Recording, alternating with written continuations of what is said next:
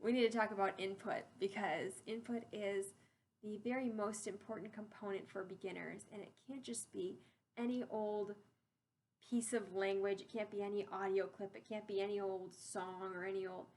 We need to be intentional about the input we're providing if we want the acquisition process to be as effective as it can be. So first things first, we've talked about this before, we cannot be focusing on any kind of form when we are presenting a student with language. So we can't be like, here's a sentence, like fill in the blank with the verb form that is correct here.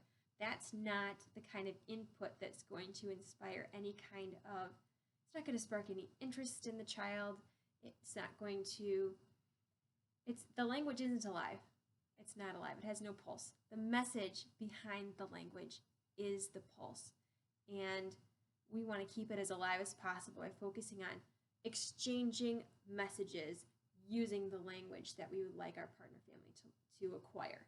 So we also need the language to be comprehensible, meaning that it has to be at a level that can be grasped.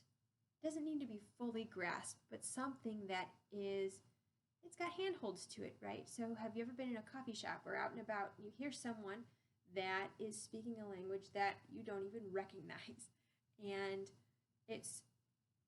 there's no way to pick out any sort of, it's just many sounds together, and without any kind of context, they're just, maybe dialoguing with someone next to them. There's no way for your ear to catch on to anything.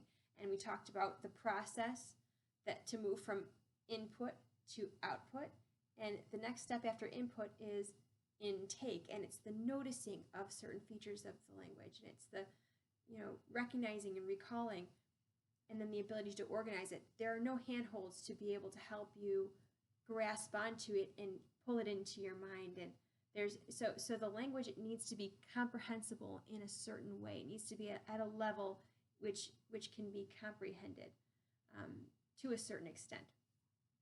And then finally, the input also needs to be compelling.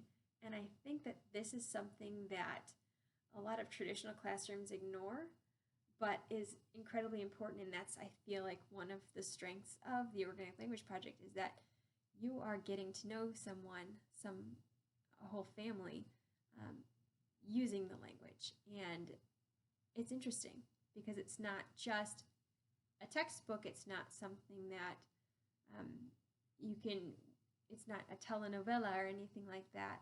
It's real, and forming relationships with people is interesting, and it is compelling, and it is part of our humanity. It runs deep. So when the language is providing you with that opportunity, the language itself compels you to understand it. So these are definitely things we need to think about when we are providing our children with the input that they need to begin to develop the systems that they will have in place when they finally, after many hours of practice and listening, are able to output. So let's talk next about a disclaimer about input.